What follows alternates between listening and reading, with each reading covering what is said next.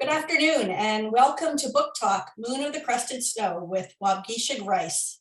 My name is Jennifer Hicks and I'm the Director of Alumni and Stakeholder Programs. We hope that everyone has been enjoying Alumni Week and we can't wait to hear about this fantastic novel.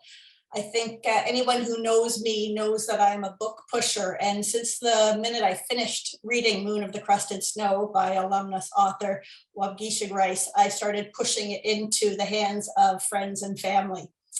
Before we get started with Book Talk, I would like to cover a few housekeeping items first. This webinar will be recorded and it will be available online afterwards. All of your mics and videos have been turned off. If you have questions, please send them in via the Zoom Q&A function, and our interviewer will have some time at the end to address them at the end of the discussion. I'd like to start off by acknowledging the land on which the university is located. Toronto is in the Dish with One Spoon territory.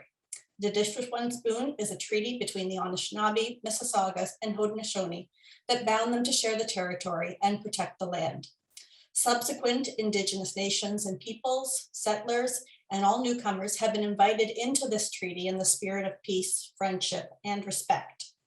Today, on the first National Day for Truth and Reconciliation, we recognize more than ever and commemorate the legacy of residential schools in Canada. Some of you may be having a quiet day of reflection, but for those of you who have joined us today, we'd like to thank you for sharing your time and energy with us. Our university is committed to truth and reconciliation with Indigenous peoples. And as part of that commitment, the university is embarking on a journey to find a new name and reconcile the legacy of the namesake of the university. If you're interested in learning more about that, please visit our website, ryerson.ca/next chapter. Now, I'm thrilled to introduce you to the author of Moon of the Crusted Snow, Waubgeshig Rice, and the moderator for today's event, Duncan McHugh. Waub Rice is an author and journalist from Wissahickon First Nation. He's written 3 fiction titles, and his short stories and essays have been published in numerous anthologies. His most recent novel, Moon of the Crusted Snow, was published in 2018 and became a national bestseller. He graduated from our university's journalism program in 2002 and spent most of his journalism career with the CBC as a video journalist and radio host. He left CBC in 2020 to focus on his literary career, including writing the sequel to Moon of the Crusted Snow. He lives in Sudbury, Ontario with his wife and 2 sons, and he looks like he's enjoying a beautiful day in Sudbury. Duncan McHugh. Award-winning journalist Duncan McHugh is the Rogers Journalist in Residence at the School of Journalism and the host of CBC Radio 1 Cross Country Checkup. McHugh was a reporter for CBC News in Vancouver for over 15 years. Now based in Toronto, his news and current affairs pieces continue to be featured on CBC's flagship news show, The National. McHugh's work has garnered several RTNDA and Jack Webster Awards. He was part of a CBC Aboriginal investigation into missing and murdered Indigenous women that won numerous honors, including the Hillman Award for Investigative Journalism. In 2017, he was presented with an Inspire Award for Public Service.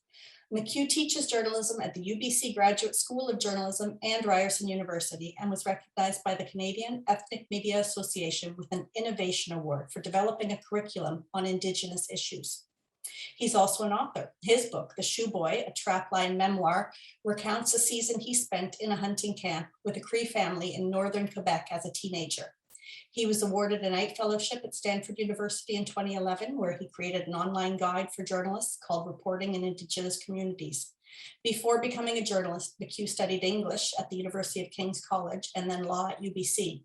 He was called to the bar in British Columbia in 1998. He has an honorary doctorate from the University of King's College. Duncan is Anishinaabe, a member of Chippewas of Georgina Island First Nation in Southern Ontario, and a proud father of 2 children. Over to you, Duncan.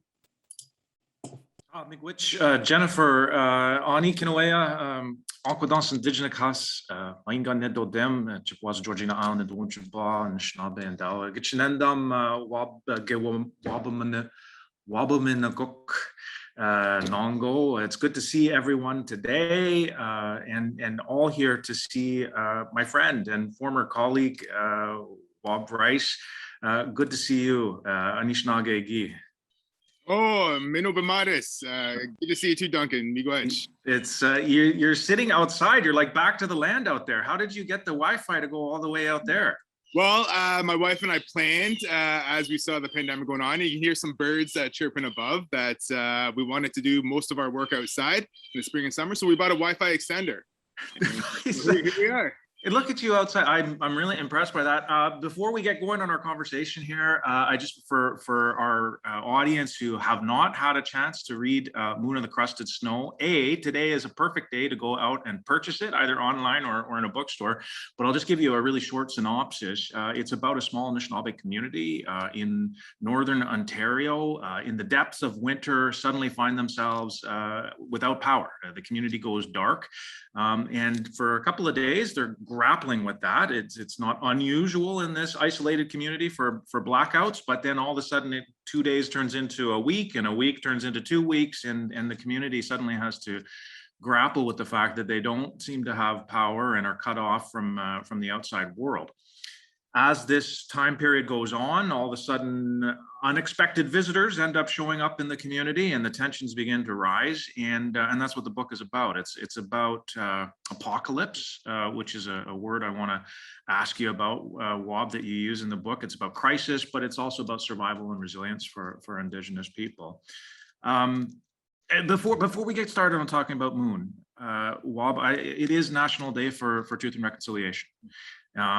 And I just wonder what the day means to you, what you're thinking, what you're feeling about it.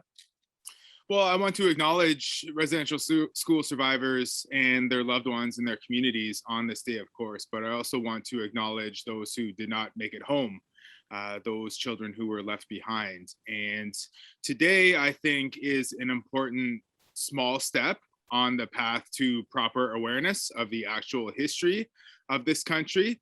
But I think to have it sort of enshrined in the calendar now does make a difference, in that I've had more discussions than ever amongst my non-Indigenous peers in recent days about awareness, about the truth of this country. And I think, you would probably agree, over the course of your lifetime, you've seen that awareness improve, albeit incrementally. And I think we're at a point now where those discussions could blow open much more widely. And I think, of course, of my children. I am not descended myself from residential school survivors, but they are. My wife's grandfather is a residential school survivor. So they are going forth in this day, my children, wearing orange shirts, acknowledging their great-grandfather, who fortunately is still in their lives and is able to relay those stories about his experiences when they're ready to hear them, right? And I think hopefully most of Canada is ready to finally hear these stories now too.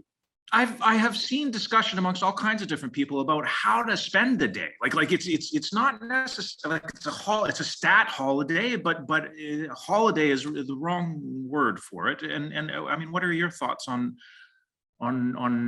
your kids are remembering obviously their grandfather, but I wonder what are your thoughts on the way Canadians should be spending the day? Yeah, I think Canadians should take some time to learn, if they haven't, to seek out the answers that they may not have had yet in their lives. And I think mostly of adults, people our generation and older, who didn't learn about the proper history in their school, just to sort of take a little bit of time to learn that. I do think the holiday, attachment is a bit of an unfortunate misnomer, because, we should view this day more as a day of remembrance, much like Remembrance Day, November 11th. But also, on the other side of that, it is an opportunity to reflect on that resilience that you mentioned, and the fact that survival has brought so many Indigenous nations together and people and communities to honor the people who made so many sacrifices before us that have allowed us to live with our culture and our languages today. So that is something that is absolutely has to be celebrated for sure. I like what you said about comparing it to Remembrance Day, because I think in Australia, for example, they've had National Sorry Day, or I think the name got changed to National Day of Healing, but they've had that going for about 20 years now. And it is a somber day in some ways, but it's also a day to measure progress, right, in terms of the relationship between Indigenous peoples and that state or that country.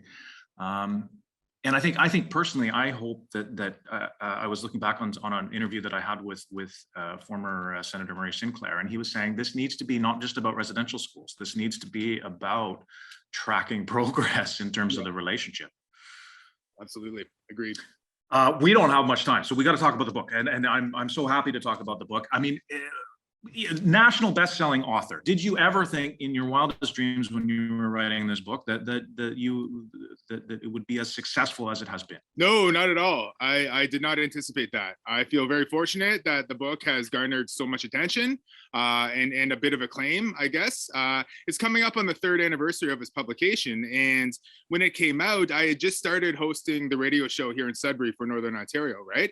And I thought, okay, you know, and it's my 3rd work of fiction. And I thought, now that I'm in this position at CBC, maybe it's time to put that sort of fiction career on the side for a bit, because radio host is a big gig at CBC, right? But as the years went on and the book sort of, that buzz kept going, it was clear to me that I had to sort of hitch myself to that wagon, so to speak, right? And yeah, that led to the decision to ultimately leave CBC, because so many other opportunities came up as a result of that, right? And we at the CBC now call you Wob, the one that got away, which is really too bad. It's a shame, but you're. I mean, so you wrote it 3 years ago. For our audience, some who have just read the book, they may be going, "Oh my goodness," because you know, you wrote this in the before times, before the pandemic. So tell us, what was the inspiration for this post-apocalyptic novel? The main event that inspired it was the blackout of August of 2003 that impacted much of the eastern part of North America. I was living in Toronto at the time, working as a freelance journalist, but that day I was home in Waubgeshig, house sitting for my dad and stepmom, who were on summer holidays, and I was there with my 2 younger brothers. So that whole day went on, you know, lights out, power didn't come back on until the next morning. But in that moment, my brothers and I sort of instigated a survival plan. You know, we inventoried all the food. We thought about all the people in our community who we could help if they needed help, or who we could go to for help. And it was very comforting to know that we were surrounded by people with land-based knowledge who would be okay if the power didn't come back on, right? So I went back to Toronto a couple of days later to go back to work, and I learned that it was a much different sort of reaction and a much different situation. And I thought, you know, I do want to explore this in a story at some point. And I'd always been a fan of post-apocalyptic and dystopian fiction. And, you know, a lot of the books I read up to that point in my life, you know, they didn't really offer a hopeful look to the future or ways for the protagonists to build community with other characters that they met along the way. And I thought, well, thinking back to my moments in Waubgeshig during the blackout, it was actually kind of cool, and it was fun and inspiring to be in my community at a potential point of renewal.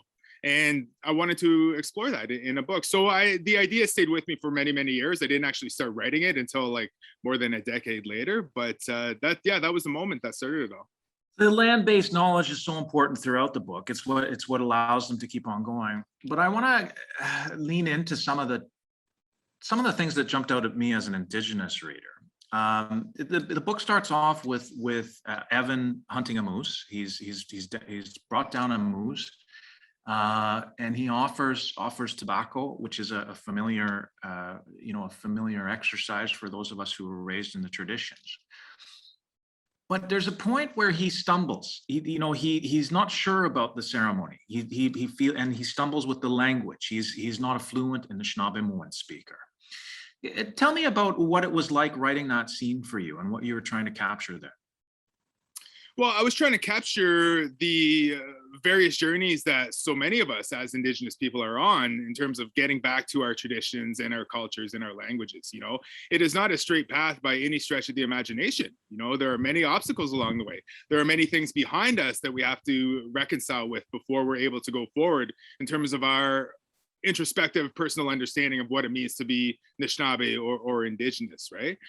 So, you know, Evan is not based on me at all. He's more or less based on, you know, an amalgam of people in my life who I look up to, But that moment, I think I have gone through that many times. I'm sure you have, where you're like, am I doing this properly? I'm a little ashamed that I don't know how to do everything properly. I'm nervous about, how I'm carrying myself forward as an Anishinaabe person.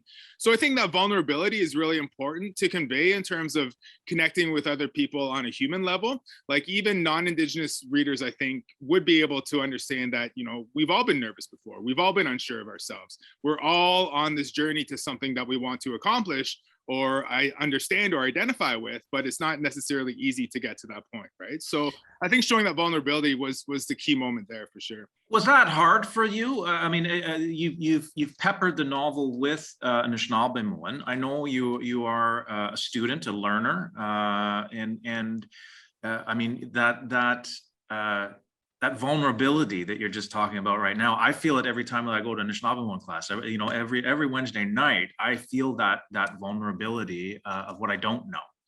Was that hard for you to start exploring that in this book?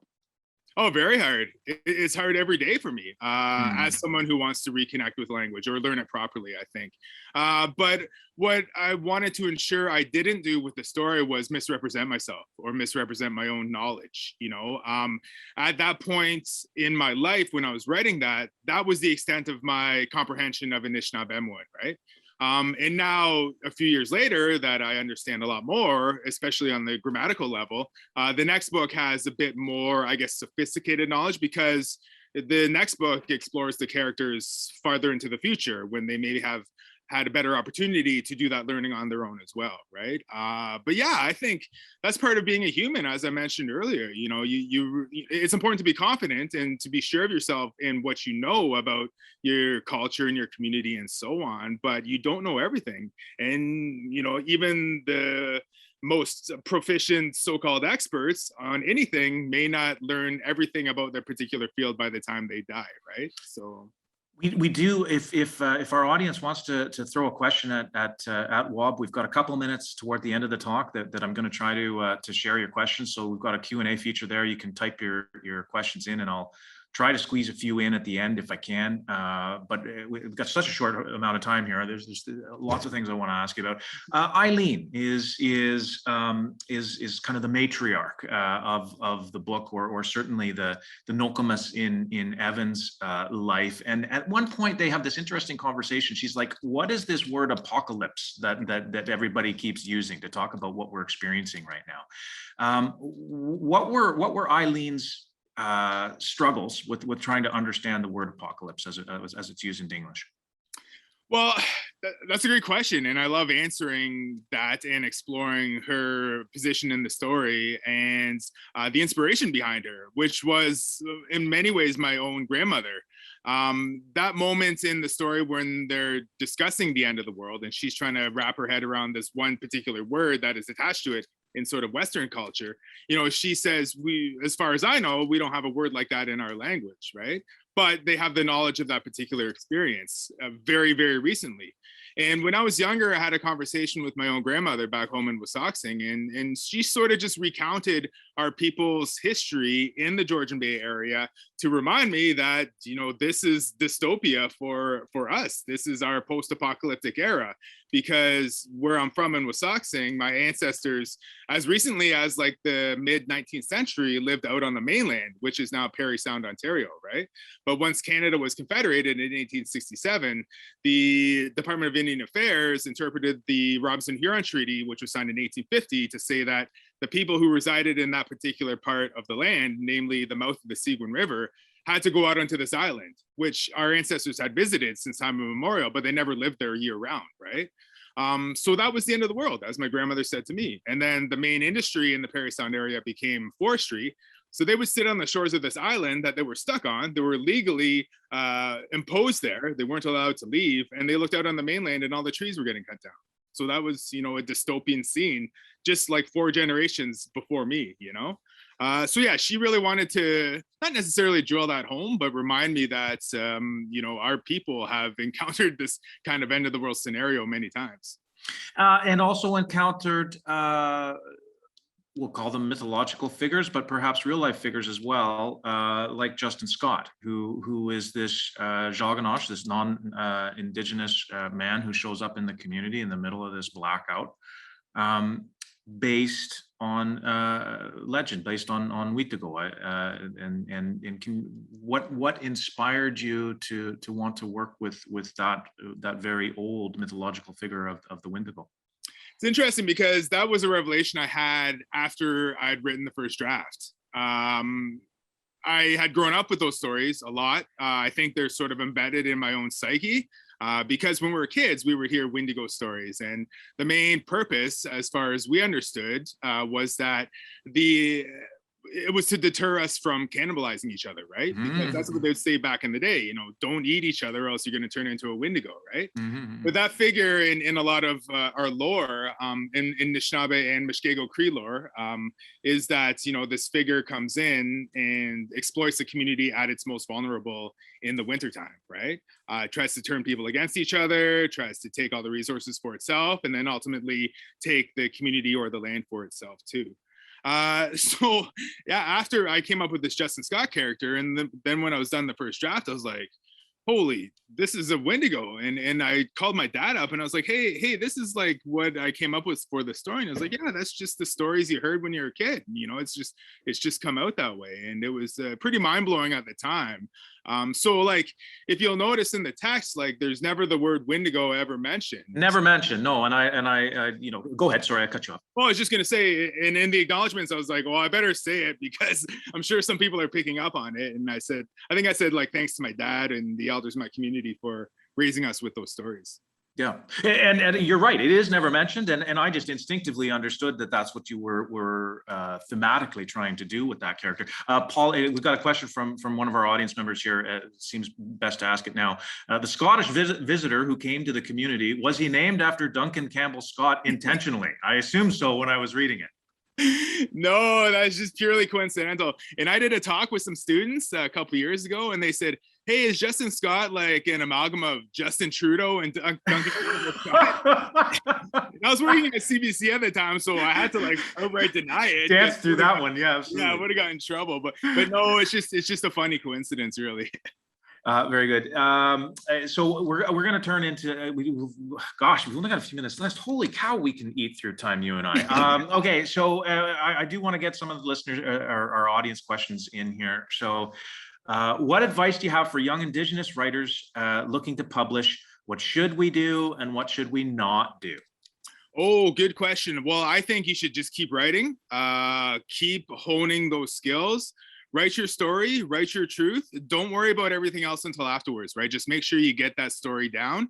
And just practice every day as much as you can, right? And practicing involves typing the story out, obviously, but it also involves telling your stories to other people or just having conversations with other people, right?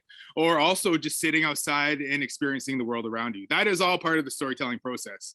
And when it comes out of you, I think you'll understand in some ways how your story and yourself as a storyteller are shaped by the world around you and the people around you and your community and your culture and so on, right? So that's my basic advice in terms of keeping it going. Yeah, so write it all out. You can worry about the editing later. Just make sure you get the bulk of the story down. In terms of getting published, there are more and more resources out there, especially for young Indigenous people. It is a very good time. It's not, perfect or ideal yet, but I think we will get to that point. But there are a lot of Indigenous publishers. There's Kagadon's Press. There's Ojisto, which is just started by Janet Rogers. There's Status Books, where I got my start as an author. And there are lots of different granting programs. So look to the Ontario Arts Council or the Arts Council in your province. Look to the Canada Council for the Arts. There is a very concerted effort now to get the stories of Indigenous communities out there. And I think people are looking to the youth especially, but you don't have to be a youth, obviously. New storytellers emerge from all ages, right? So yeah. Aaron had a question which actually occurred to me as well. You've spoken about stories that you've heard as a child and being a father. Have you considered writing for children?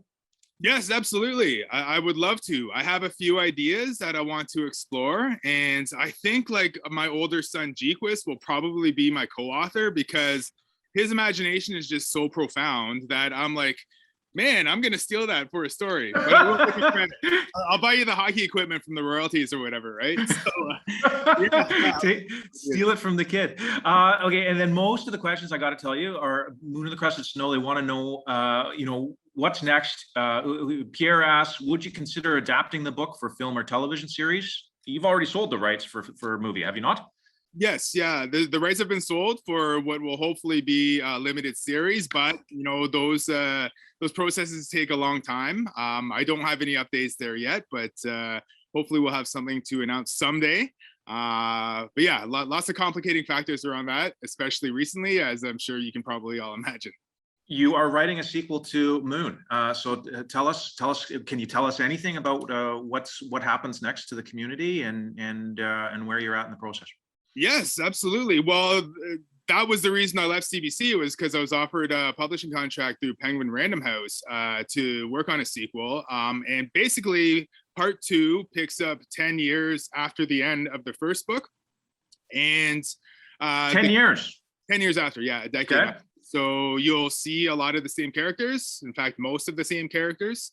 But in the position they're in, they realize that they are sort of depleting the land around them because they've been static in this place for so long that they have to venture away, and they decide that they want to reconnect with their original homelands down south on the Great Lakes and see what's left of the world, see if in fact everything has ended. So it's more or less a quest story that takes them over the course of a summer.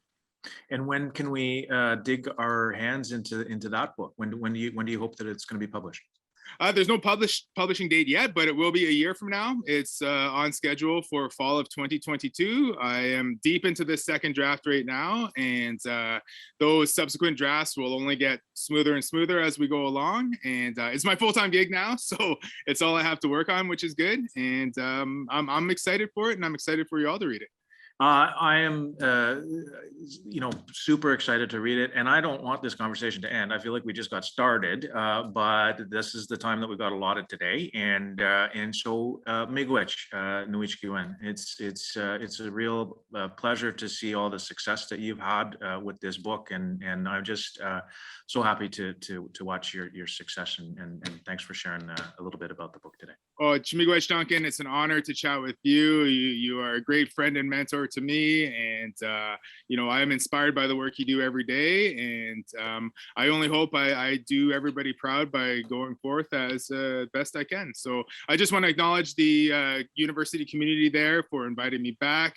I am a proud graduate, proud alumnus, despite all the name stuff, but I believe we're moving forward in a good way, and I'm proud and happy to see what comes next. Miigwech, Wob, and Duncan. I in the background, everyone was texting, can we just not listen to them all for all afternoon or for another hour? That conversation flew by, and I hope it was, as enjoyable for you too as it really was for all of us. In many ways, I can't think of a better way to spend part of this National Day for Truth and Reconciliation than to be talking about survival and the stories, and how critical and important it is that we listen and hear these stories. And Wob, thank you so much for coming back, for sharing your thoughts on your amazing novel. It is such a novel of resilience, and it's such an important topic to think about and talk about today. And thank you, Duncan, for, oh, yes, Duncan. Can I add one thing? I just want to throw one thing in. My friend Jael Richardson, who appears on Q and runs the literary festival, sent out a tweet a couple days ago, which I thought was great. For people that are looking for ways to acknowledge today, wearing an orange shirt is great, but reading books by Indigenous authors is an even better way to do that, to spend all year reading books by Indigenous authors. So I'll just throw that out there for our audience. That absolutely. And there is so much to learn and so much learning that we can take on. It's wonderful. I saw that tweet as well, and I think you're so bang on with sharing that. Thank you to our audience, because obviously you as the audience share that willingness and desire to learn and to hear more. We hope you've enjoyed this event and hope that you enjoy the rest of Alumni Week. Stay tuned after this session wraps up. There'll be a final slide, and we have a QR code which will take you to a schedule for the remaining events. enjoy your day. Take the time to think, take your time to reflect, and thank you for taking some time to share with us. Take care, everybody, and miigwech.